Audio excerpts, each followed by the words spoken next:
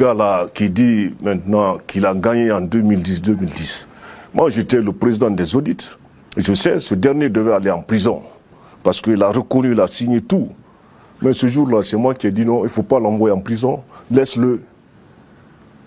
Mais ce dernier aussi n'a qu'à continuer à parler. Parce qu'il y a autre chose que je dirais contre lui. Voilà. Mais je parle de qui? Lui devait aller parce qu'il a reconnu tous les faits. Parce qu'il y a les auditeurs qui étaient là. Il y a Matos. Il y a Anne qui est devenu un grand patron maintenant. Il y a Massoun. Il y a le feu Onopogi qui est décédé. Ils savent, il a tout reconnu. Ce jour-là, il devait l'envoyer en prison, comme il a envoyé tous les autres dans le mensonge, dans l'injustice. Parce que ce dernier a reconnu les faits pour dire, ouais, je reconnais l'affaire d'Erguini, ça. Ce jour-là, il devait aller en prison. C'est moi qui ai dit non, laisse tomber, il ne faut pas l'envoyer en prison. Sinon, les autres ministres, il les a envoyés. Il a envoyé Soirée en prison, il a envoyé qui encore? Je vous ai parlé des anciens généraux qu'il a pris injustement, les prendre, les mettre en prison, en les accusant dans l'affaire de drogue, dans le mensonge. Dans le vrai mensonge. Ces gens-là, tous ces gens-là ont été libérés par qui? Par moi. C'est quand j'ai demandé un élément du département d'État américain qui travaille là-bas, je dis, ah, tous les éléments-là qui sont arrêtés comme ça, là, est-ce qu'ils sont dans l'affaire de drogue ou bien autre chose? Ce dernier m'a dit, non, en Guinée ici, personne n'est dans l'affaire de drogue.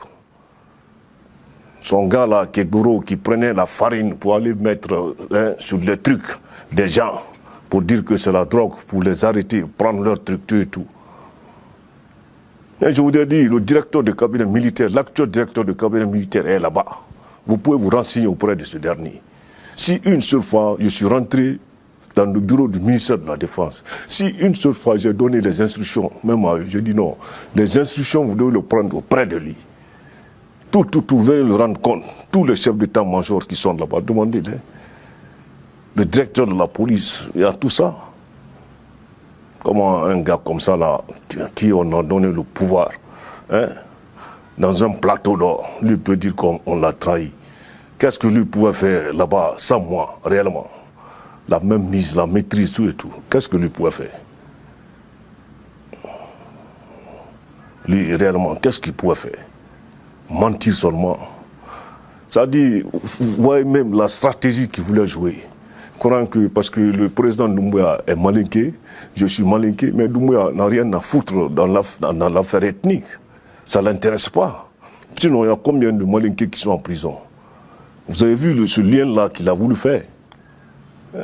Cette combine-là. Mais il croit que c'est ça qui allait marcher. Sinon, moi, j'ai été convoqué par la justice française parce que la Guinée a envoyé une commission rogatoire à Paris. J'ai été convoqué par la justice française. Quand je suis allé, des juges étaient là, j'étais accompagné de mon avocat. Dès qu'ils ont vu que c'est moi, ils ont dit, on a envoyé les papiers, mais en général, on vous connaît, qui vous êtes. Vraiment, on va vous poser 2 ou 3 questions comme ça, après vous partez. Et on m'a posé 2 ou 3 questions, après je suis parti, tout ça. La manière dont j'ai été convoqué là-bas, dans son mensonge, il faudrait que la CPI